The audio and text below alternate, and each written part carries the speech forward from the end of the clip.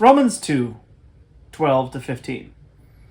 For as many as have sinned without law will also perish without law, and as many as have sinned in the law will be judged by the law.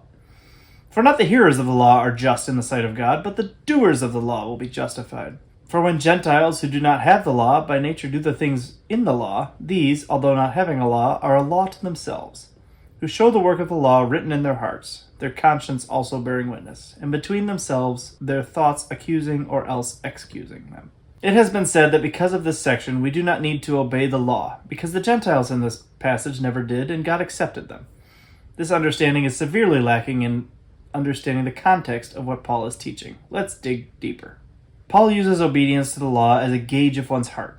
A person's actions will clearly show where their affections are, like Jesus taught. A good tree cannot bear bad fruit, nor can a bad tree bear good fruit. Every tree that does not bear good fruit is cut down and thrown into the fire. Therefore, by their fruits you will know them. As Paul explains a few verses earlier, eternal life to those who by patient continuance in doing good seek for glory, honor, and immortality. But to those who are self-seeking and do not obey the truth, but obey unrighteousness, indignation and wrath, tribulation and anguish on every soul of man who does evil.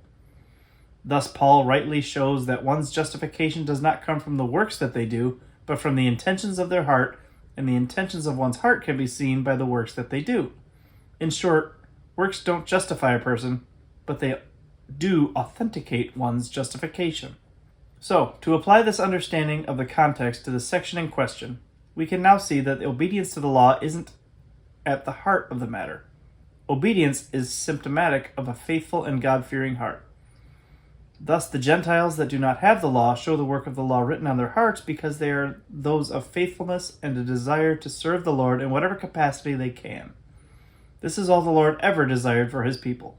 He says, "And these words which I command you today shall be in your heart." He wants us to internalize his will. He does not want to command us to do his wishes like a slave master, but rather that we would earnestly seek to do what he wants, like a child toward its parent or a bride toward her husband. For more information on this topic, see the Galatians 3:23-25 entry. If we have that heart that has internalized his will and have never seen a Bible all our lives, we will still do our best to please him in whatever way we can. Fortunately, he has made his word readily accessible to us so that we can learn how to please him the way he desires.